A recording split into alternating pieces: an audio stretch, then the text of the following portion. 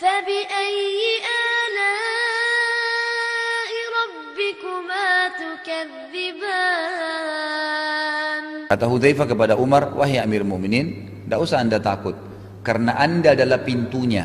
Anda adalah pintunya, karena fitnah itu terjadi pada saat Umar bin Khattab meninggal dunia.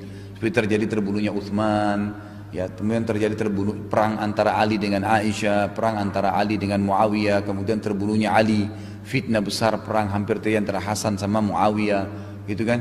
Terjadi fitnah-fitnah besar.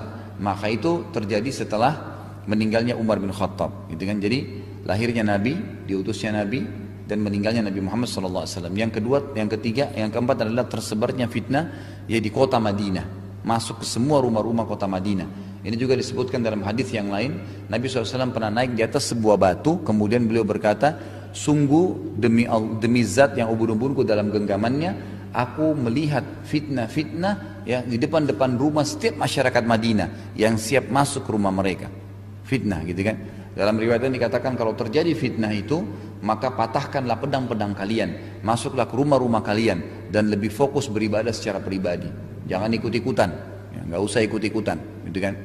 Ini diantara tanda-tanda hari kiamat ya kecil. Kemudian tanda-tanda kiamat kecil juga termasuk adalah terbebaskannya atau tersebarnya Islam ini ke seluruh penjuru timur dan barat. Dan ini terjadi juga di zaman Umar bin Khattab radhiyallahu anhu. Tersebarnya Islam ke seluruh timur dan barat, seperti kasuistik Persia runtuh di zaman Umar, sebagian besar wilayah Romawi runtuh, dan Islam akhirnya menyebar, gitu kan? Ini tanda-tanda kiamat kecil yang kelima.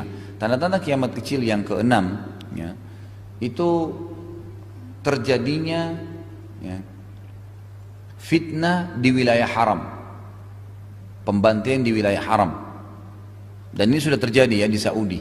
Ada satu suku Arab waktu itu dan pimpinannya masuk ke Masjid Haram dan membunuh jemaah haji.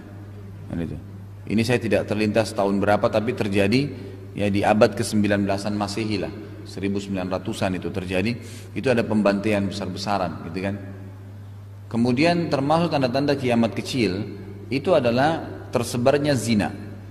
Tersebarnya zina.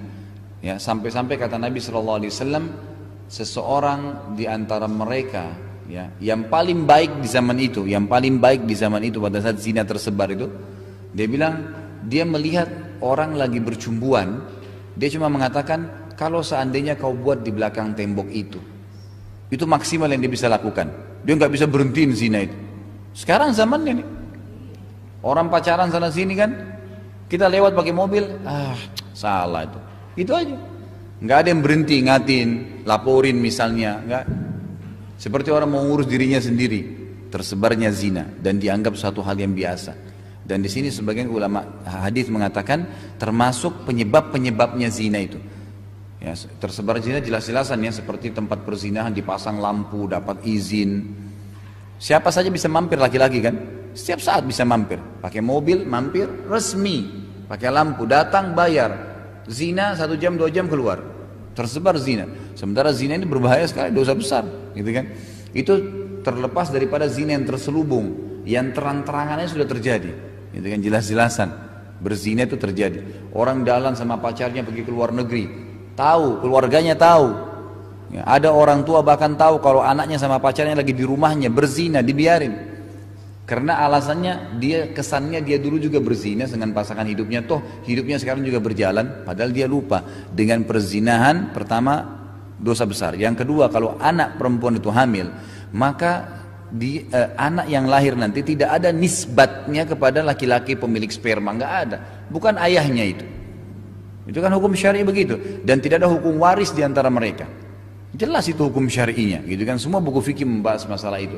Tapi orang tidak paham bahwasanya ini tidak ada nasab sama laki-laki ini, dan tidak ada hukum waris di antara mereka.